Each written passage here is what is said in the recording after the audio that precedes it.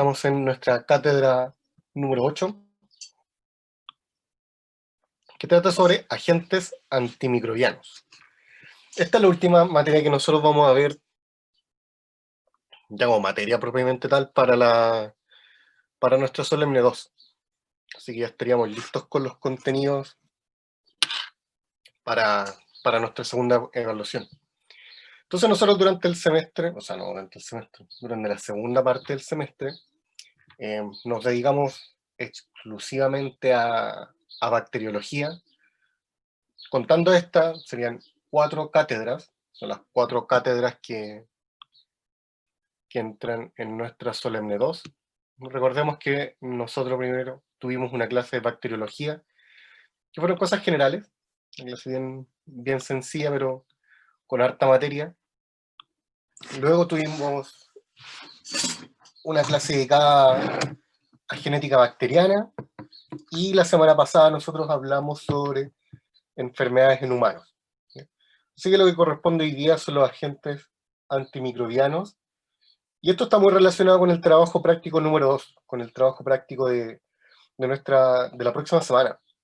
Así que hay varias cosas acá que nosotros después de nuevo las vamos a repasar un poquitito en el próximo trabajo práctico. Así que el día de hoy vamos a ver algunas cosas bastante generales. La clase del día de hoy es súper sencilla. Ya le subí el PDF, lo subí ayer. Así que el PDF de la clase ya está disponible. Si lo pudieron ver, ya se dieron cuenta que la clase es muy sencilla y también es súper cortita. Sí, vamos a hablar algunas cosas bien bastante general, ¿ya? Eso va a estar enfocado netamente a explicar algunos conceptos, y como la próxima semana tenemos nuestro trabajo práctico número 2, ahí vamos a ver algunos videos, vamos a analizar bien algunos procedimientos experimentales, ¿ya? Así que durante la clase del día de hoy no se va a ahondar mucho en los procedimientos experimentales, ya que los vamos a ver la próxima semana, ¿ya? Así que importante, el día de hoy terminamos con nuestras cátedras, con todo lo que es materia para la solemne 2. Ya no estoy contando el trabajo práctico, porque en el fondo vamos a dar vuelta en lo mismo de la clase del día de hoy. Así que en esencia no es algo distinto. Así que son estas 4 cátedras, 4 clases que entran en nuestra solemne 2. Próxima semana tenemos el trabajo práctico número 2 sobre antimicrobianos. Vamos a tener ese día un control de entrada, que es lo mismo que tuvimos para el primer trabajo práctico. Después la clase, donde explicaré varias cosas y las actividades del trabajo práctico, y después tienen que entregar un informe, ¿ya? Ese informe lo tienen que entregar a la semana siguiente. Sería donde está marcado como cátedra 9. Y la fecha exacta de ese trabajo es, el informe del trabajo práctico número 2 lo deben entregar el 12 de noviembre. ¿Ya? Así que la cátedra 9, que es el 12 de noviembre, tienen que entregar su informe del trabajo práctico número 2, y tendremos la clase de repaso y revisaremos el cuestionario, ¿ya? Así que el cuestionario también lo voy a subir la próxima semana. Y después lo que sigue es la solemne 2. Después las otras cosas que se vienen se las voy a ir explicando, yo creo, ya la próxima semana, como para no bombardearlos con mucha información y con muchas fechas, que al final eso también termina mareando un poco, ¿ya? Así que con eso quería comenzar, viendo bien las fechas para que estén claros, para que no tengamos dudas respecto a todo lo que se nos viene, ¿ya? No sé si alguien tiene alguna duda con esto, ya, antes de empezar la clase del día de hoy.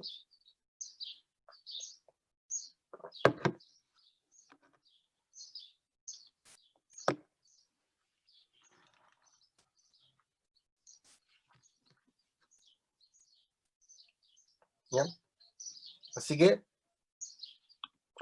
no había visto. Ya, súper.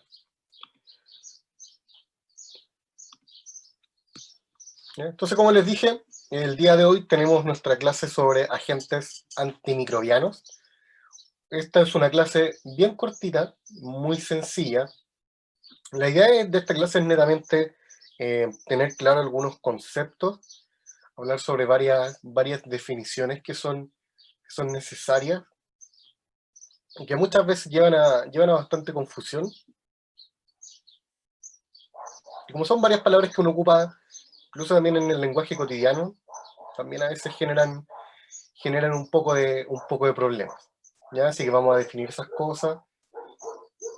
Y así que empecemos. ¿Bien? Entonces, como conceptos generales, cuando nosotros hablamos de antimicrobianos, nos vemos expuestos a una serie de definiciones, una serie de palabras que algunas veces son tomadas como sinónimos, pero en realidad no lo son. Muchas veces se ocupan mal en nuestro lenguaje cotidiano. No es porque nosotros en sí mismos estemos mal o no hayamos aprendido algo, sino que también nos vemos expuestos en términos publicitarios a varias de estas palabras. Y a veces esas palabras no están muy bien utilizadas y por lo tanto nosotros también las podemos entender de una manera diferente. ¿Ya? Así que debemos comenzar con esto. Y el primer término que nosotros debemos tener muy claro, aunque esto ya lo hemos nombrado anteriormente, es la esterilización. ¿Qué es lo que ocurre cuando nosotros nos hablan de esterilización? Ese es un proceso mediante el cual todas las células vivas, o sea, estamos hablando de procariontes, de esporas viables y virus también, son totalmente destruidos o son removidos de algún objeto o hábitat. ¿Ya? Así que cuando nosotros hablamos de un objeto estéril, es algo que está totalmente libre, o sea, el 99,9% libre de microorganismos vivos, ¿ya? De cualquier patógeno que pueda producir algún daño. Eso es el proceso de esterilización, que es muy importante, a nivel médico, a nivel hospitalario. ¿Ya? Ese término, esterilización, se suele confundir, se suele tomar como sinónimo de desinfección. Y eso no es correcto. Eso es para nada correcto. Quizá en el lenguaje cotidiano uno lo podría asimilar como parecido, pero en realidad no. Ya cuando nosotros ya hablamos de lenguaje técnico, son dos conceptos totalmente distintos. Y esto a nivel hospitalario, a nivel clínico, tiene que ser cumplido, ya que si no, pueden haber graves consecuencias en algunos pacientes. De hecho, los grandes problemas que hay no solo en contaminación, sino que ¿cómo se llama? En negligencia. Cuando hay negligencia, ¿por qué pasan cosas de este tipo? Ya que en realidad algo que tenían que esterilizar, no lo esterilizan. Y eso genera muchos problemas. ¿Ya? Entonces, cuando nos hablan de esterilización, es un proceso mediante el cual yo estoy eliminando todo microorganismo vivo. ¿Ya? Virus, bacterias, esporas, todo está siendo eliminado de algún objeto. Pero cuando yo hablo de desinfección, yo puedo eliminar, inhibir o remover algunos microorganismos que pueden causar alguna enfermedad. Yo estoy removiendo o inhibiendo el crecimiento de algunos patógenos. ¿Ya? Así que esa es la gran diferencia. Cuando yo hablo de esterilización, es el 100%, es estadísticamente el 100%. ¿Ya? Cuando yo hablo de desinfección, yo estoy disminuyendo la cantidad o estoy inhibiendo, pero ni se acerca al 100%. ¿Ya? Entonces, lo que nosotros hacemos en la casa cuando limpiamos, eso es desinfección. ¿Ya? Cuando ocupamos estos pañitos con Clorox o con, no sé qué tienen, el SIF, uno está desinfectando, porque estás disminuyendo la cantidad de microorganismos, pero no estás eliminando todo. ¿Ya? Y para llevar a cabo este proceso, que es la desinfección, nosotros ocupamos desinfectantes, que son típicamente agentes químicos. Y esto es lo que nosotros utilizamos para llevar a cabo la desinfección. Y normalmente cuando hablamos de la desinfección propiamente tal, es algo que estamos realizando sobre objetos inanimados. ¿Ya? Pero esto es un proceso que nosotros también podemos llevar a cabo en nuestro cuerpo. cuando nosotros tenemos alguna herida, nosotros también nos tenemos que limpiar. Entonces, ese proceso, cuando es un tejido vivo, cuando es vivo, nosotros ocupamos antiséptico. Entonces, la única diferencia cuando nosotros hablamos de un antiséptico a algún desinfectante es netamente el, el tipo de organismo donde yo estoy jugando. ¿Ya? Si es algo inanimado, estamos haciendo una desinfección. Si es un organismo vivo, es un proceso antiséptico. ¿Ya? De hecho, se puede estar ocupando el mismo material, el mismo agente químico, pero ya por ser aplicado en un objeto o en un animal vivo, ya los clasifica de una manera distinta. ¿Ya? Así que ojo con eso, porque muchos agentes químicos se pueden utilizar para más de un propósito. ¿Ya? Por lo tanto, el desinfectante no necesariamente esteriliza un objeto. ¿Ya? Esa es la gran moraleja de esto. Eso, con esto deben tener mucho cuidado. ¿Ya? Y esto obviamente es cuando uno trabaja con microorganismos. Es algo que siempre se debe cumplir siempre. ¿Ya? Y también, relacionado a esto, tenemos el proceso de sanitización. ¿En qué consiste este proceso? Esto trata de reducir la población de microorganismos a unos niveles que sean considerados seguros. Y eso depende de los estándares de salud pública que tienen los distintos países, y en realidad depende también de las regiones donde se está aplicando. Porque obviamente, si lo vemos solamente en Chile, los niveles o los tipos de microorganismos que hay en el norte son muy distintos a los que hay en el sur. Entonces, toda región tiene parámetros diferentes. Entonces, cuando hablan de sanitización, tiene que ver con reducir también la población de microorganismos, pero según un estándar. Ya recordemos que los microorganismos están presentes en todos lados. Entonces, lo único que yo puedo hacer ya en el ambiente es disminuir la cantidad, pero eliminarlos todos, eso es prácticamente imposible. O yo los puedo eliminar todos. Yo puedo sanitizar el lugar, eliminar casi el 100%, pero va a pasar probablemente horas o algunos días y todo ese hábitat va a ser colonizado nuevamente por microorganismos. Entonces es algo temporal.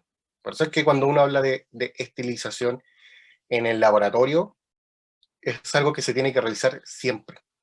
Una vez que se ocupa algún objeto, algún instrumento, hay que esterilizar para después volver a ocuparlo. Lo mismo pasa con la desinfección en la casa, es algo que se tiene que hacer constante. No basta con hacerlo una vez al año y pensar que con eso es suficiente, sino que siempre tiene que ser algo constante. ¿Ya? Así que esos son conceptos generales, importante tener claro esto, porque normalmente lleva a mucha, no tanto confusión, sino que uno los tiene muy bien incorporados, pero a veces hay términos que uno los ocupa como sinónimo. ¿Ya? Así que ojo con eso. Porque probablemente estas cositas se van a ir preguntando en el control de la próxima semana. ¿Ya? Así que ya pasando a lo que nosotros tenemos en el laboratorio para poder esterilizar material, nosotros lo podemos hacer de varias maneras. Uno de ellos es utilizando agentes físicos. Y cuando hablamos de agentes físicos y esterilización, lo primero que se nos viene a la cabeza es el calor. Entonces, cuando nosotros entramos a un laboratorio, tenemos el autoclave, que es lo que tenemos en esta imagen, y nosotros podemos destruir microorganismos mediante la acción de calor. Y eso puede ser suministrado de dos maneras. Tenemos calor húmedo, calor seco, donde los dos tienen por objetivo exactamente lo mismo, que es destruir microorganismos. Eso es lo que nosotros tenemos acá en la imagen. Tenemos en este tipo de equipamiento, tenemos un flujo constante. Bueno, en realidad uno con calor el calor no es un flujo, pero bueno, digamos así. No es muy correcto, pero tenemos circulación de calor. Ahí sí, el calor no es un flujo. Entonces tenemos circulación de calor y esto permite destruir todos los microorganismos que están presentes en el material que nosotros estamos ocupando. Y eso puede ser por calor húmedo o calor seco. Como ven en los datos de la diapo, la diferencia en ello es netamente el tiempo. El calor húmedo es más rápido que el calor seco. Y esa es la manera clásica en que nosotros podemos esterilizar nuestro material. Pero también nosotros podemos realizar esto con radiaciones. ¿Qué tipo de radiación nosotros podemos utilizar muy bien en los laboratorios? Podemos utilizar radiación ultravioleta. No sé si ustedes han fijado, hay unos tipos de campana que tienen lámparas ultravioleta. ¿Han ocupado de ese tipo? ¿Las han visto? ¿O las han escuchado hablar?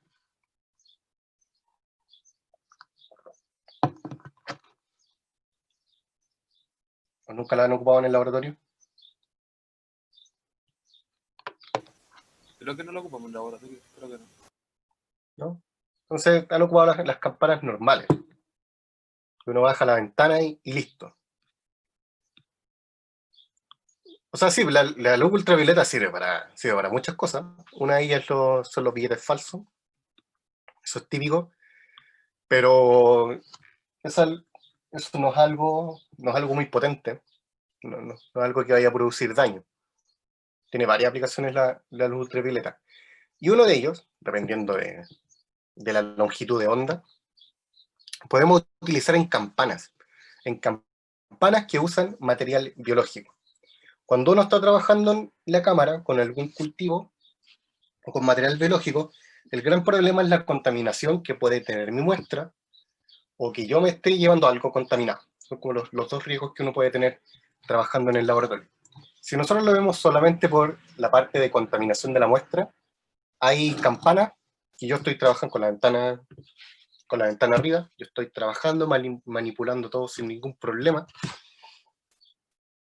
pero después cuando yo bajo la ventana, automáticamente se prende una luz, y esa es una luz ultravioleta. Y lo que está haciendo es matar todos los microorganismos que puedan haber quedado en la campana. Eso tiene una radiación que es mucho más potente. Entonces, tienen el signo de advertencia para que uno no coloque la mano, porque si uno coloca la mano, te va a quemar. Es lo mismo que una insolación, cuando estamos expuestos al sol. Entonces hay que trabajarla con cuidado. ¿Por qué? Porque la luz ultravioleta nosotros no la podemos ver. Nuestro ojo es incapaz de reconocer la luz ultravioleta. Entonces cuando nosotros, ¿qué es lo que sí podemos ver? Es la respuesta a la radiación ultravioleta. Por ejemplo, cuando tenemos compuestos fluorescentes, tenemos de ese tipo, algunos de ellos responden a la radiación, pero yo no estoy viendo la luz ultravioleta. Yo estoy viendo la respuesta de una molécula a esa luz. ¿Ya? Así que cuidado con eso, que mucha gente a veces lo menciona y dice que no, que la luz ultravioleta se ve. Pues nosotros no vemos la luz ultravioleta. Es como el infrarrojo. Nosotros tampoco somos capaces, nuestro ojo no es capaz de ver ni la región del infrarrojo ni la luz ultravioleta. Nosotros podemos ver la respuesta que tienen las moléculas a esa luz. ¿Ya? Las moléculas o algunos seres vivos también que son capaces de emitir alguna radiación. Y eso a veces lo podemos detectar. ¿Ya? Así que ojo con eso. Entonces, los dos grandes agentes químicos que nosotros podemos considerar para esterilizar, el clásico es el calor. Y también nosotros tenemos las radiaciones, que es un poquito más refinado. ¿Ya? Y ya hablando de los agentes antimicrobianos, acá hay que tener cuidado con, primero, la definición, porque ¿cómo nosotros definimos un agente antimicrobiano? Es una sustancia o es un agente capaz de actuar sobre los microorganismos, y esto puede ser inhibiendo el crecimiento o causando su muerte. Entonces, esto ya es bien importante porque cuando nosotros nos hablan sobre antimicrobianos, lo primero que uno piensa es que está causando la muerte de algún microorganismo, de algún microbio. Y eso no es estrictamente así. ¿Ya? Yo puedo inhibir el crecimiento o causar la muerte. ¿Ya? Entonces, cuando hablamos de agentes antimicrobianos, tenemos tres tipos. Tenemos tres maneras en que nosotros podemos ver esto, o tres maneras en que nosotros los podemos clasificar. El primero de ellos son los bacteriostáticos. ¿Qué es lo que hacen o qué son estos agentes bacteriostáticos? Ellos inhiben el crecimiento del microorganismo. Entonces, si nosotros analizamos esto gráficamente, como vemos acá en la parte superior, tenemos en algún momento determinado el crecimiento o la multiplicación de una determinada bacteria, y en algún punto, en este punto, nosotros agregamos el agente bacteriostático. ¿Qué es lo que ocurre? Como estos agentes inhiben el crecimiento, o sea, inhiben la multiplicación de bacterias, el número, a partir de esto, permanece constante. Entonces, ¿qué es lo que está ocurriendo acá? Yo lo que estoy deteniendo es la multiplicación de las bacterias, su cambio en número, pero las bacterias siguen viviendo lo más feliz de la vida, ¿ya? Siguen llevando a cabo sus funciones metabólicas. Yo lo único que hice fue detener su crecimiento, ¿ya? Porque como en el gráfico, el número ya no sigue aumentando, sino que permanece constante.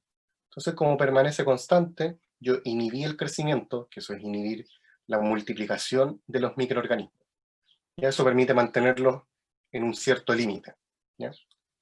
Cuando en cambio nosotros hablamos de un bactericida, aquí ya es distinto, porque esto está matando a los microorganismos. Y aquí ojo con esto, porque dice, sin necesidad de destruirlos o lisarlos. Esto es tremendamente importante, porque un bactericida lo que está haciendo es matar al microorganismo. ¿Qué significa matar a un microorganismo? Significa que yo estoy deteniendo todas las funciones metabólicas que está llevando a cabo esta bacteria, ¿ya? Pero sin la necesidad de destruirla o lisarla.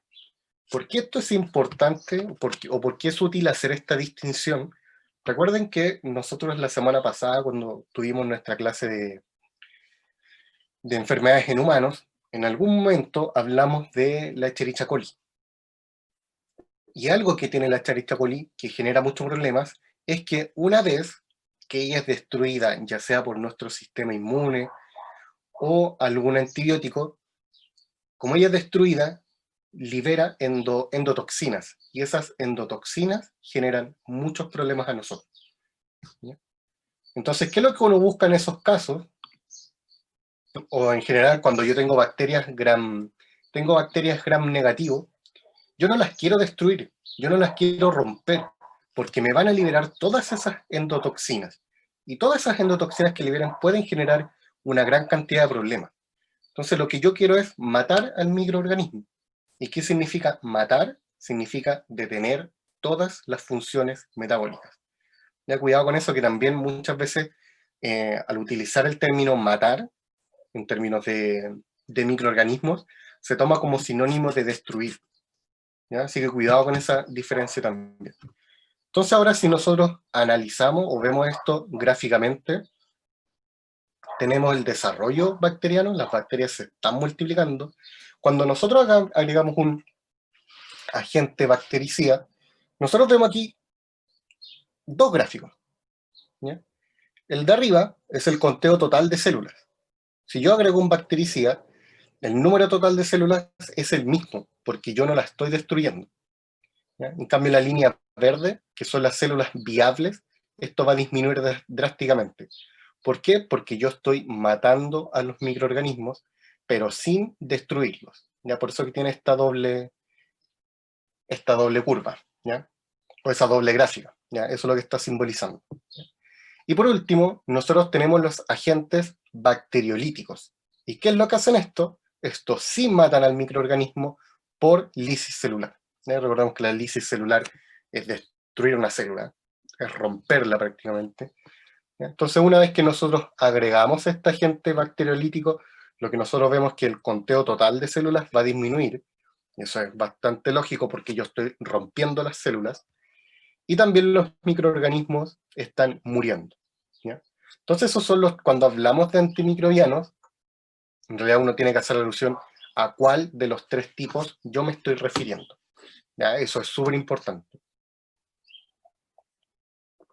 Entonces, al hablar de un agente antimicrobiano, o yo estoy destruyendo o estoy inhibiendo, ¿ya? Está haciendo alusión a los dos procesos.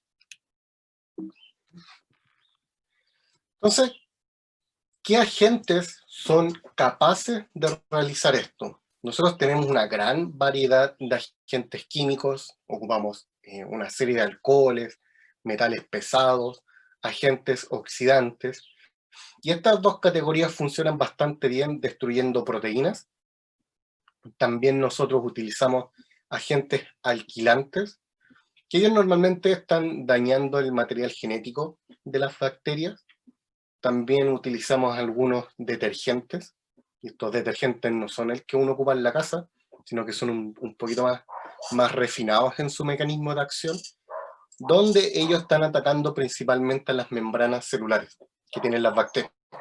Si destruimos la membrana celular de una bacteria, vamos a destruir a esta bacteria, ¿ya?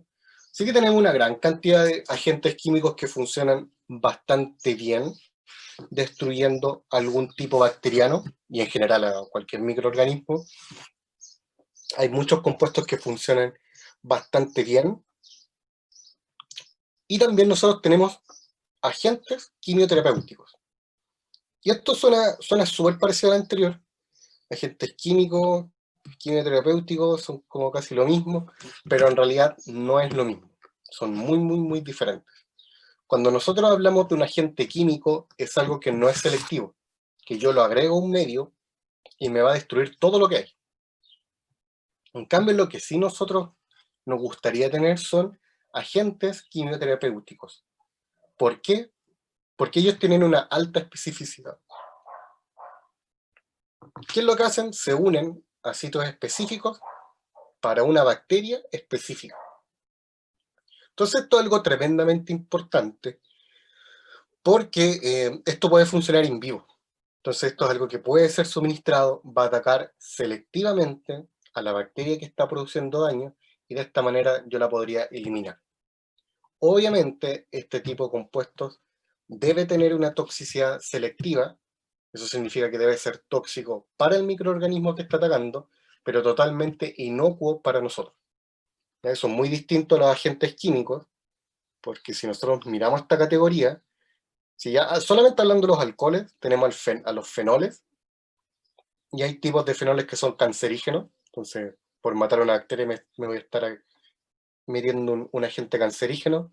Suena bastante mal. Y ocurre lo mismo con los metales pesados. Los metales pesados son reconocidos agentes cancerígenos. Entonces tampoco voy a estar suministrando algo que me pueda producir algo incluso peor, ¿ya? Entonces lo que nosotros buscamos son agentes quimioterapéuticos. Y estos pueden ser moléculas orgánicas, pueden ser moléculas organometálicas también. Pueden ser de las dos categorías. Ya hay veces que los metales funcionan bastante bien en este tipo de terapias, ¿ya? Así que en realidad depende cómo sea suministrado, ¿ya? Y ya con esto nosotros entramos a otro concepto que hemos utilizado bastante durante nuestras clases. Y este es el concepto de antibióticos. ¿En qué consiste un antibiótico? Los antibióticos son sustancias producidas por organismos vivos. Por lo tanto, cuando nosotros hablamos de antibióticos, es algo de origen natural. Y eso es algo que nosotros obtenemos principalmente a partir de los hongos y también de las bacterias. Entonces esto es algo bien interesante, y es que aquí hay algo que uno no debe perder de vista. Y es que cuando nosotros hablamos de microorganismos y de las infecciones que ellos pueden producir, no es solo que nos ataquen a nosotros, sino que cuando hablamos de virus y bacterias, ellas pueden infectar todo tipo de organismos. Entonces, incluso a otras bacterias. Entonces, las bacterias tienen defensa contra otras bacterias, ¿ya?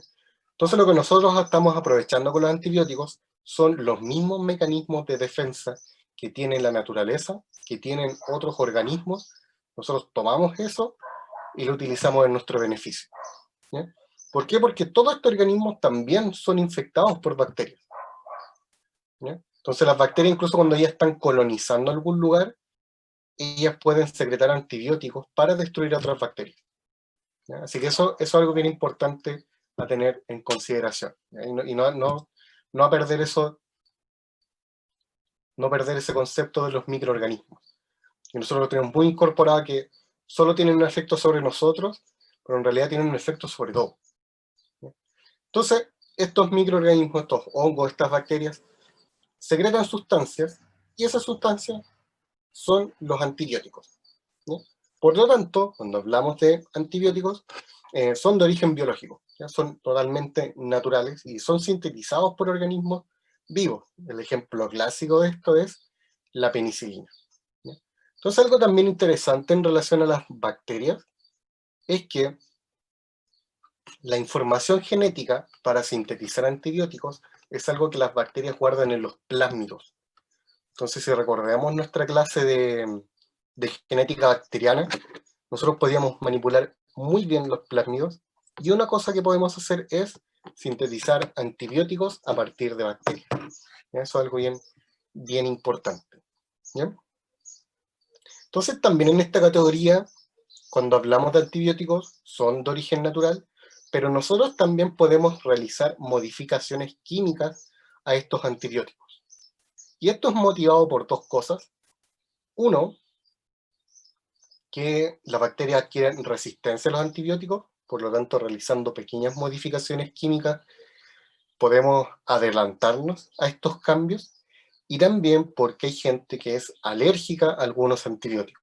Entonces, por eso es necesario siempre ir estudiando e ir realizando algunas modificaciones en este tipo de compuestos. Y la tercera categoría que nosotros podemos encontrar, y eso ya es mucho más nuevo, son los de origen sintético. Y esto es netamente realizado por síntesis química, que es la síntesis de productos naturales.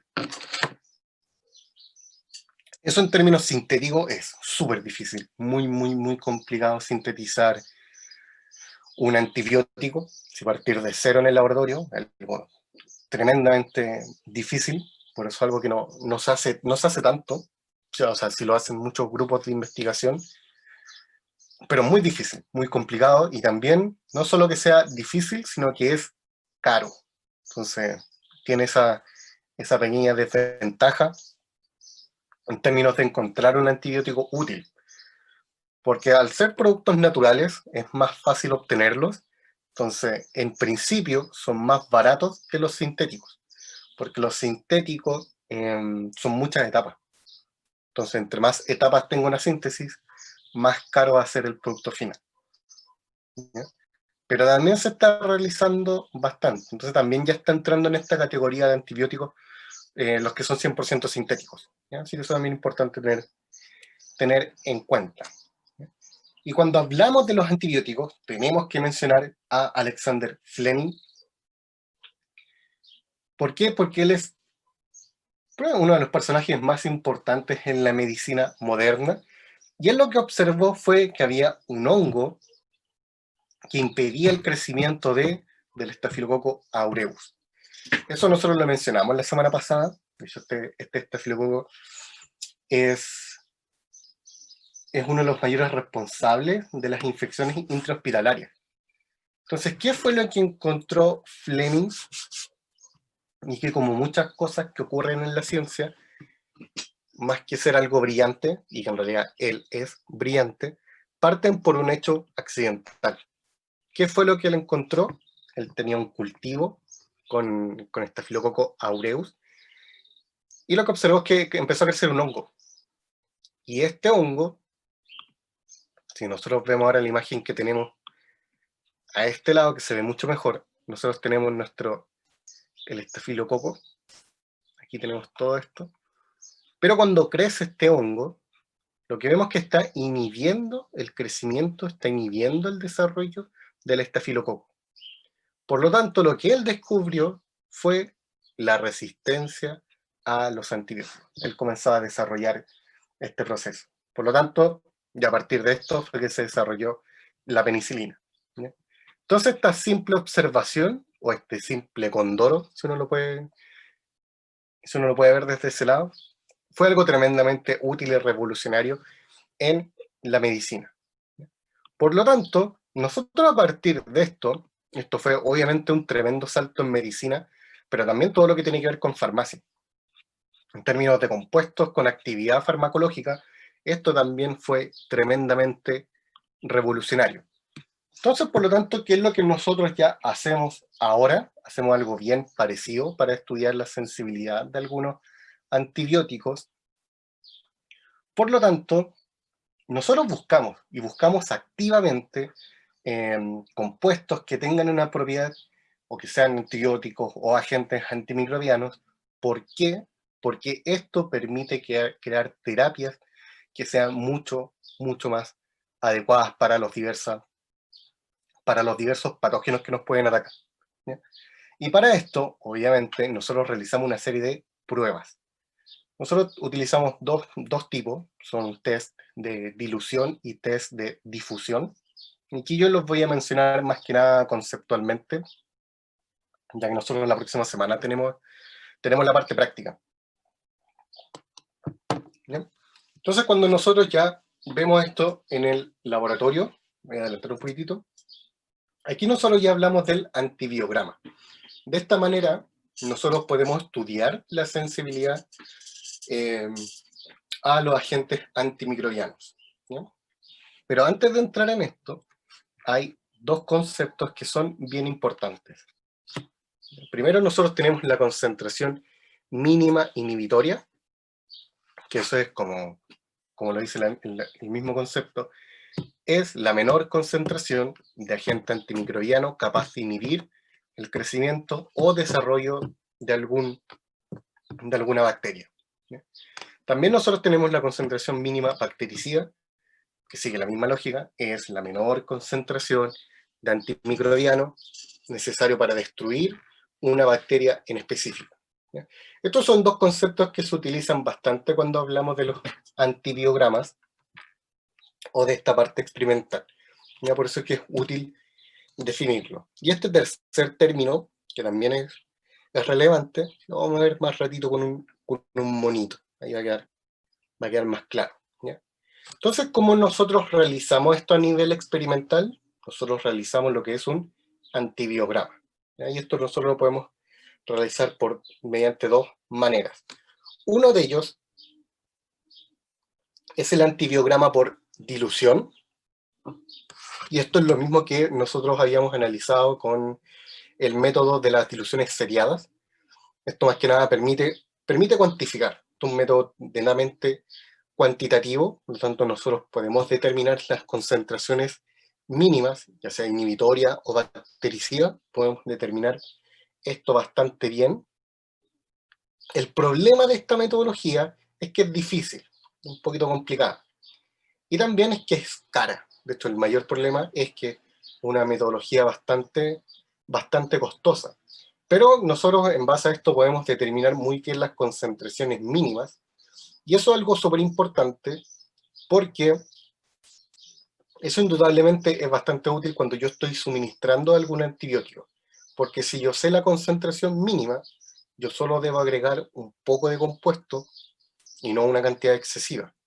Entonces también entre menos compuesto yo tenga que agregar, más barato va a ser mi producto. Entonces también tiene en realidad ese es el gran objetivo que tiene esto, ¿ya? Así que cuando hablamos del método por dilución, un poquito complicado, nosotros no lo utilizamos mucho, es importante, por eso está acá, pero en términos clínicos, en términos de laboratorio, no lo utilizamos tanto. ¿Qué es lo que nosotros sí utilizamos mucho y que es muy fácil de aplicar? Es el antibiograma por difusión, o el método de Kirby-Bauer. ¿En qué consiste este método? Esto es algo muy sencillo, donde nosotros lo que estamos haciendo es preparar un cultivo, tomamos alguna bacteria patógena, sea la que sea, y luego, una vez que nosotros realizamos nuestro cultivo, nosotros lo que vamos a ir colocando en el fondo son papelitos. Nosotros cortamos unos círculos y los vamos a ir colocando en nuestra placa, ¿ya? ¿Qué es lo que tienen estos papelitos que yo estoy agregando? Esos papelitos están llenos de antibióticos, ¿ya? El antibiótico que yo quiero probar. Y eso es lo que yo voy a estar colocando en estas placas. Me los puedo llenar con papelitos, luego de eso las voy a incubar, vuelvo al otro día y observo.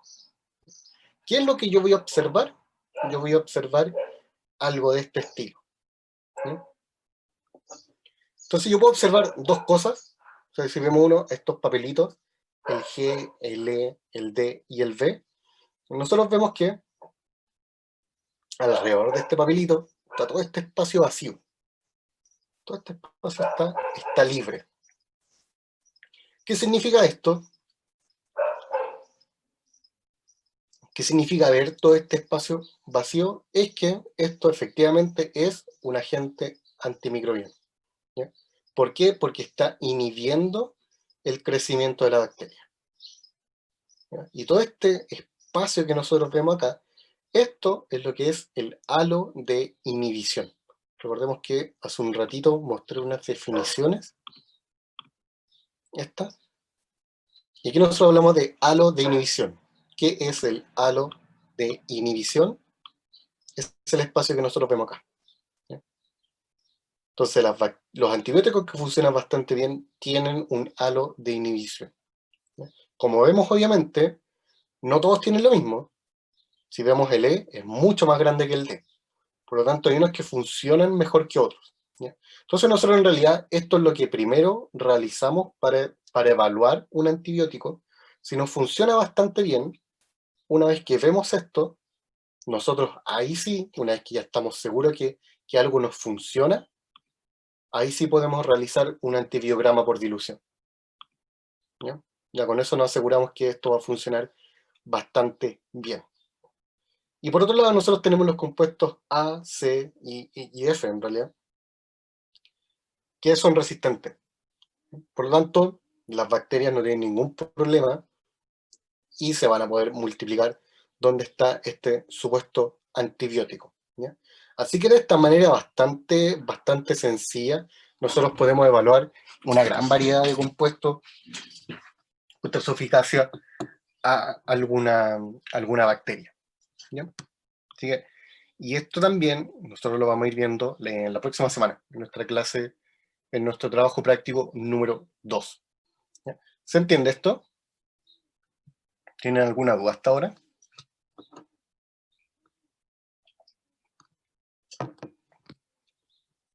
No, Sí, profe, profe, sí, todo sí, claro. entiendo. Ya, sube. Entonces, cuando hablamos de estos modos de acción, los modos que tienen estos tipos de agentes para destruir a la bacteria son bastante intuitivos. ¿Por qué? Porque todo este tipo de agente va a buscar destruir algún componente, alguna estructura que es totalmente esencial para la bacteria. Entonces, nosotros tenemos agentes que son capaces de destruir las paredes celulares de las bacterias, otros que pueden atacar sus membranas citoplasmáticas. Hay agentes que atacan su material genético, eso ya es ADN, ARN, pueden interferir en este proceso, y eso inevitablemente lleva a la muerte de nuestra bacteria, o también algunos de ellos inhiben la síntesis proteica. ¿Ya?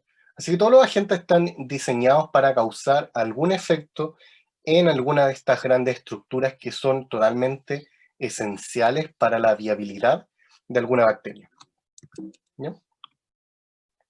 Entonces, cuando hablamos de agentes antimicrobianos, hay muchos tipos. Aquí es todo un mundo el que nosotros podemos encontrar. De hecho, algunos no solo son útiles para algún tipo bacteriano, sino que para varios tipos de microorganismos. Por lo tanto, nosotros los podemos clasificar mediante su mecanismo de acción. Nosotros podemos agrupar en grupos bastante grandes. Hay grupos que atacan muy bien a peptidoglucano, significa que atacan preferentemente a bacterias gram positivo. Otros tipos afectan la permeabilidad de las membranas, otros son selectivos en algún mecanismo que regula la síntesis proteica o que derechamente actúan sobre material genético. ¿Ya? Y eso es básicamente lo mismo que dije recién en el esquema anterior. ¿Ya? Entonces acá ustedes tienen algunos agentes antimicrobianos, algunos antibióticos. Esto yo creo que les puede servir harto para el práctico de la próxima semana. Así que aquí para que también tengan información útil en las diapos. Y como dije recién, en relación a las maneras que podemos clasificar, uno de ellos, son los que atacan la pared celular. ¿Y cómo hacen esto? ¿Cómo algún agente puede inhibir la síntesis de la pared celular? Hay algunos compuestos que lo que hacen es atacar algunos aminoácidos que son esenciales para la síntesis de los peptidoglucanos. Recordemos que los peptidoglucanos son una mezcla entre proteínas y carbohidratos, por lo tanto, si yo ataco algunos aminoácidos, yo voy a impedir el ensamble de estos peptidoglucanos. ¿Ya? Otra manera que pueden actuar estos tipos de compuestos también es que se pueden intercalar en la membrana citoplasmática. ¿Por qué hacen esto? ¿Por qué haciendo esto ellos son efectivos? Eso ocurre porque la síntesis de los peptidoglucanos ocurre en el citoplasma. Eso ocurre en la cara citoplasmática y que por lo tanto ellos deben ser transportados a través de la membrana hacia la parte exterior. ¿Qué es lo que hacen este tipo de compuestos? Bloquean ese paso. Entonces, al bloquear el paso, peptidoglucanos no son capaces de atravesar la membrana y llegar a la parte exterior. Entonces, como yo intervengo en este proceso, si yo no puedo formar la pared celular, eso finalmente va a llevar a la muerte de nuestra bacteria, ¿ya? Y para esto se ocupan muchos tipos de compuestos. Uno de los clásicos son las lactamas, que son estas amidas cíclicas. Y algo bien interesante de esto es que hay motivos estructurales que se repiten. Y es que tienen esta estructura base, y eso no es solo interesante por el grupo funcional, que es una amida. La amida hay en todos lados hay amida, eso no es muy novedoso, pero lo que sí es bastante curioso es el ciclo, porque es un ciclo butano. Y ustedes, si ya tuvieron química orgánica, saben que los ciclos butanos son lo más inestable que hay en términos de compuestos cíclicos. Entre más pequeño es el anillo, más inestable va a ser mi molécula. En eso la naturaleza funciona muy bien con los ciclos de 6, ciclohexano-benceno, eso es lo más estable que hay en la naturaleza. La geometría, en realidad la geometría hexagonal, es lo más estable que hay. Ciclopentano, ya un poquito, pero ya, funciona. Pero los ciclos butano, eso es tremendamente inestable. Y es bastante curioso que este tipo de compuestos funcione, o sea, no es que funcionan bien, eso ya lo saben, sino que son de origen natural. Es una síntesis muy complicada. Y eso hay muchas plantas capaces de sintetizar este tipo de compuestos. Entonces, esto es un motivo estructural del ciclo butano que se repite en muchos antibióticos. Es algo bien curioso, es algo bien interesante. En realidad nadie tiene una respuesta de por qué es así. Eso está en el ámbito de las cosas que uno no tiene idea, pero sabe que funciona, ¿ya? Entonces lo que nosotros hacemos es tomar esta estructura base e irla modificando. Y con eso podemos perfeccionar algunos antibióticos, ¿ya? También nosotros, en términos de estos compuestos que pueden atacar las paredes celulares de las bacterias, tenemos algunos compuestos, bueno, cómo ellos funcionan de manera general en realidad.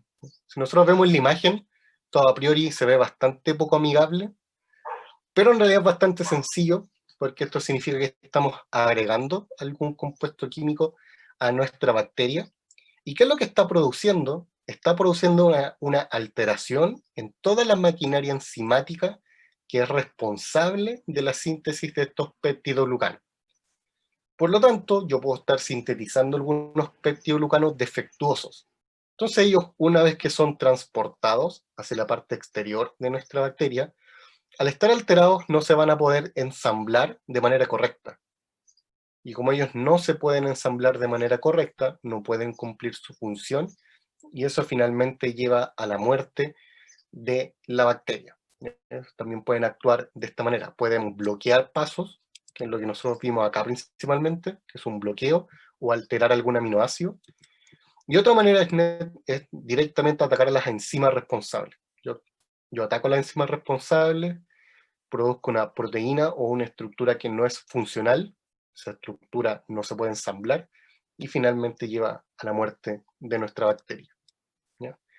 También nosotros podemos atacar o podemos inhibir la síntesis de proteínas. Eso es algo que funciona bastante bien, porque podemos atacar selectivamente los ribosomas. Recordemos que los ribosomas tienen dos estructuras, una estructura como grande o chica, uno la define.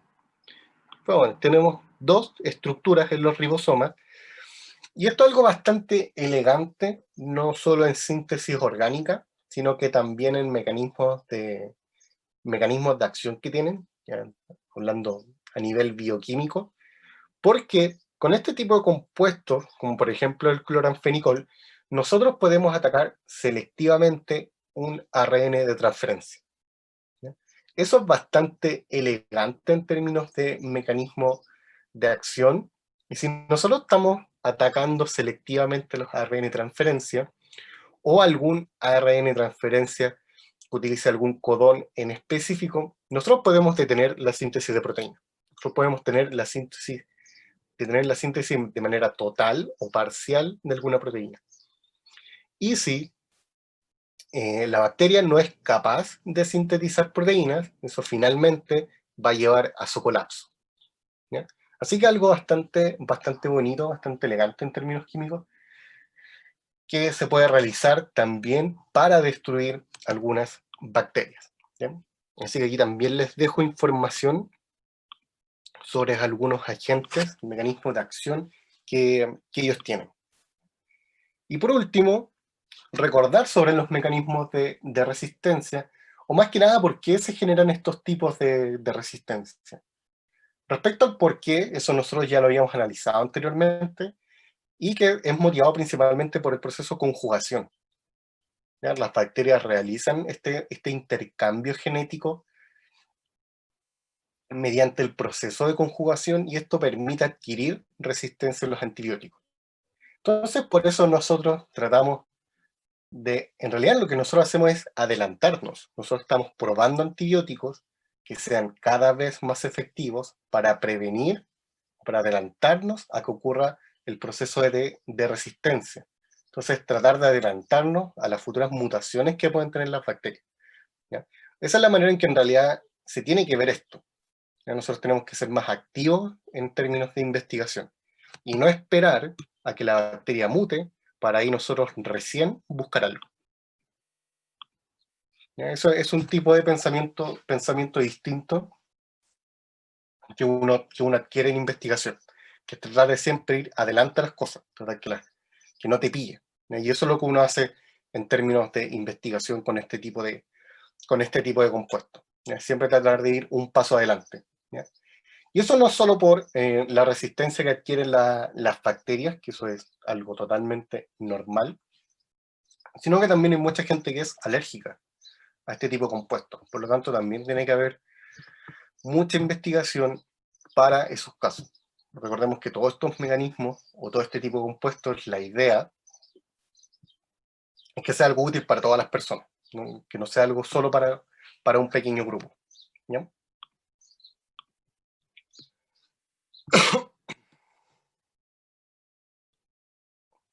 Ya, tengo problemas con internet. Bueno, ya estamos terminando en todo caso, así que sí, veo la lista. ¿Ya? Así que esto sería la clase del día de hoy, clase bien bastante cortita, no es que nada para tener algunos conceptos claros.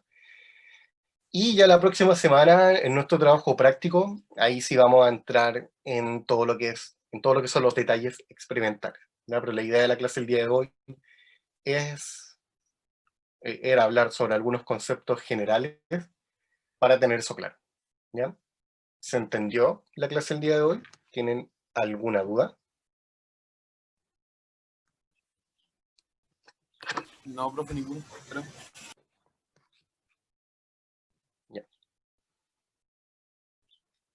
Ya, entonces, si no tienen más dudas, recuerden que esta clase, el PDF, ya está en su aula virtual, y más rato cuando termine la clase les subo el video. ¿Ya? Así que harto ojo con esta clase, más que nada con la parte conceptual, porque aquí nos saca las preguntas para el control de entrada. Así que harto ojo con nuestras primeras diapos. Dejen de volver. Con esto, estos conceptos generales, la definición de antimicrobianos, también, cuidado con esto. No solo para el control de la próxima semana, sino para los solemnes. Uno puede colocar el gráfico y ustedes tienen que decir a cuál corresponde. Pregunta clásica. Y nada, algo general con los antibióticos. ¿Ya? Eso es lo más importante de la clase el día de hoy. Ya de todas maneras, la próxima semana también voy a hacer una especie de resumen de esto, ya para hablar sobre los procedimientos experimentales ya de manera más detallada. ¿Ya? Así que, si no tienen más dudas, con eso podríamos ver la asistencia el día de hoy. ¿Ya? Así que, esperen un poquitito.